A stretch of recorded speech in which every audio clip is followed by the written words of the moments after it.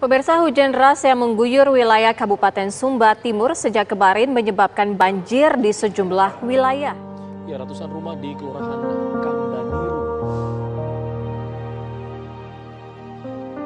April 2021, siklon tropis Roja mendarat di wilayah timur Indonesia dan mengakibatkan bencana banjir bandang di beberapa wilayah di Provinsi Nusa Tenggara Timur. Salah satu wilayah yang paling terdampak adalah Kabupaten Sumba Timur. Ratusan infrastruktur serta fasilitas umum hancur atau rusak. Ribuan keluarga kehilangan tempat tinggal. Dan dari ribuan keluarga tersebut, ada ribuan anak-anak yang mengalami dampak tambahan akibat bencana ini.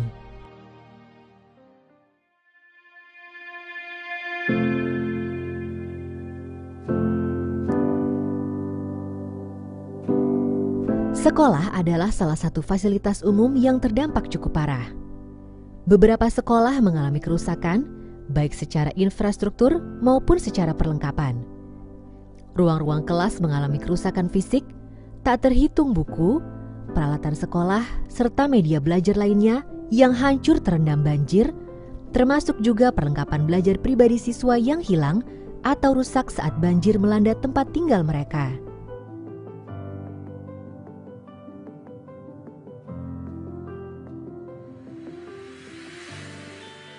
Untuk merespon bencana ini, pemerintah setempat segera bergerak dengan mengadakan pendataan cepat untuk mengukur dampak bencana, salah satunya terhadap situasi pendidikan di Sumba Timur. Langkah yang kita lakukan adalah kita menjaring informasi terkait satuan pendidikan kita yang terdampak bencana.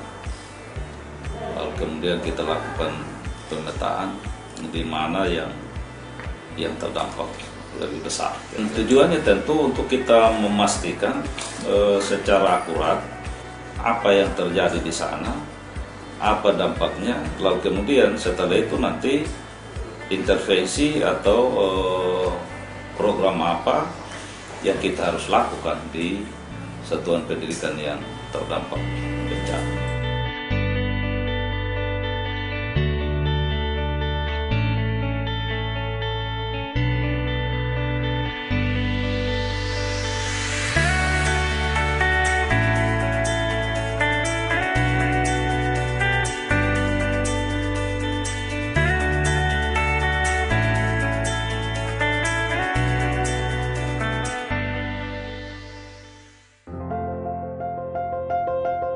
Pemerintah setempat melalui Dinas Pendidikan menurunkan tim pengawas dan pendataan ke sekolah-sekolah yang terdampak untuk melaksanakan pendataan cepat. Kami turun ke lokasi untuk mengambil data anak-anak yang terdampak bencana saat itu. Ya, ada yang sangat-sangat terdampak. Bahkan ada juga rumah siswa yang memang rata oleh banjir saat itu. Bahkan ada juga tempat kerja orang tua, contohnya mereka tempat harus menanam sayur, tempat mereka berkebun, itu semua dibawa oleh banjir saat itu. Prosesnya kami turun ke lapangan, ke lokasi, dengan kami tetap berpedoman pada protokol kesehatan. Kami menyiapkan hand sanitizer, kami menyiapkan masker, dan kami tetap menjaga jarak. Ada guru yang memang rumah mereka itu terendam banjir. Untuk sampai di bawah banjir tidak, tetapi terendam banjir sehingga administrasi guru sebagai guru kelas itu sudah tidak bisa dipakai. Pakaian mereka juga terendam, rusak, dan anak juga seperti itu. Semua peralatan sekolah mereka, pakaian sekolah mereka itu juga tidak bisa digunakan lagi.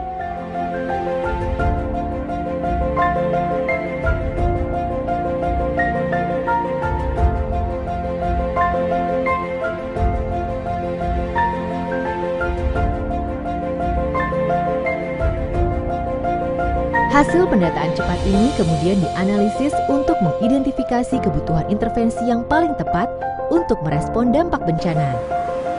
Ada trauma di anak-anak peserta didik kita. Lalu kemudian ada terdampak juga pada tadi kehilangan alat tulis sekolah mereka, pakaian seragam juga, sepatunya. Layanan psikoedukasi itu adalah layanan bagaimana kami membangkitkan kembali semangat anak-anak di pasca bencana kemarin. Anak-anak kami ajak bermain, bernyanyi, dan pada dasarnya yaitu anak-anak diajak menikmati kehidupan itu kembali, diberikan semangat lagi bahwa mereka akan baik-baik saja itu. Maknanya sebenarnya bahwa mari bersama kita kembali membangun dunia anak itu secara bersama, meski di tengah pandemi seperti ini, apalagi di pasca bencana kemarin. Itu anak-anaknya antusias sekali. Mereka bahkan berharap kami dapat mengunjungi mereka setiap hari, karena banyak anak-anak yang bilang setelah pada musim pandemi ini dan kemudian pasca bencana ini, mereka sangat merindukan sekolah. Mereka sangat merindukan gurunya, merindukan teman mereka bermain di sekolah, merindukan banyak kegiatan di sekolah, tatap muka maksud mereka. Jadi ketika kami datang dan ada di sana dengan tentu saja kami taat prokes itu tadi, anak-anak bersemangat, anak-anak luar biasa, antusias sekali. Sangat-sangat senang dan bersyukur juga karena anak-anak kami bisa diberi pembelajaran yang baik, diberi motivasi untuk tambah lebih semangat dalam belajar mereka ketika nanti mereka kembali ke sekolah. Kemudian mengingatkan kembali juga pelajaran yang hampir dilupakan oleh anak-anak lewat tim relawan ini. Saya sangat senang bisa mengikuti kegiatan ini karena kita bisa bermain, bertemu dengan teman banyak, dan bisa bergaul dengan teman-teman. Kami datang belajar, bermain.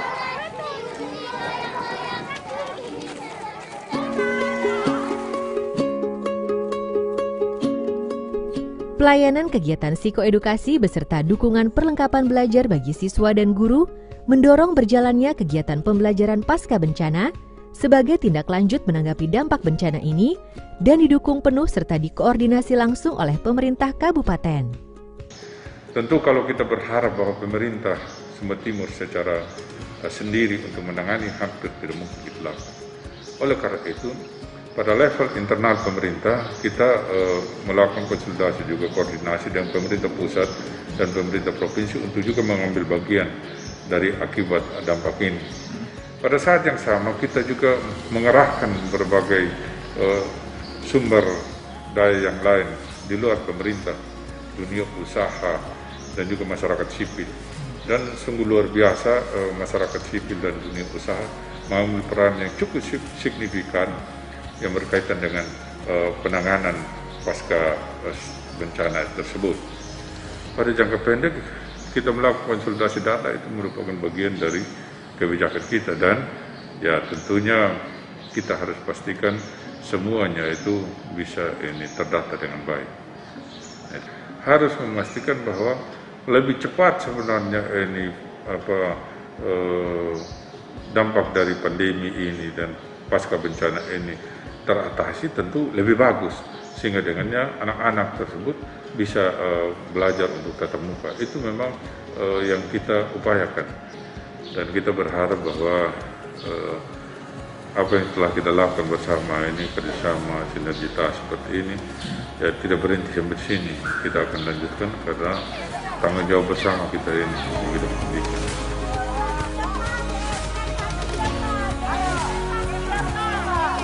Sebagai salah satu langkah intervensi dalam memulihkan situasi pendidikan, kegiatan psikoedukasi diharapkan bisa berperan besar mengurangi dampak psikologis yang dirasakan oleh anak-anak korban terdampak, serta memastikan keberlanjutan pendidikan di lokasi terdampak pasca bencana di tengah situasi pandemi COVID-19.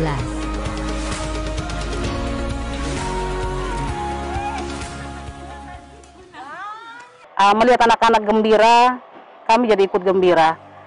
Yang tentu saja harapan ke depannya pandemi ini segera berlalu, sehingga anak-anak bisa belajar dengan baik, dengan suasana tatap muka yang baik, karena bagaimanapun pendidikan di ruang sekolah, di dalam ruang lingkup sekolah jauh lebih baik ketimbang ketika anak-anak di rumah. Dan memang sangat-sangat bermanfaat kegiatan ini untuk mengembalikan rasa percaya diri mereka untuk bisa berkumpul kembali bersama teman-teman mereka dan bapak ibu guru mereka di lingkungan sekolah. Karena selama ini mereka hanya belajar di rumah, belajar sendiri. Tetapi kadang ketika ada saatnya anak memang harus belajar sendiri dari rumah, guru hanya tinggal mengantarkan tugas, ya anak hanya belajar sendiri tanpa mendapat bantuan dari orang tua juga kadang, karena ada anak-anak yang orang tuanya tidak bisa membimbing anak-anak mereka. Kami sangat senang sekali, kami sangat senang sekali dengan adanya kegiatan ini. Artinya sudah membantu guru-guru dan anak-anak. Harapannya saya bisa bertemu kawan banyak, bermain, bertemu dengan guru, dan belajar.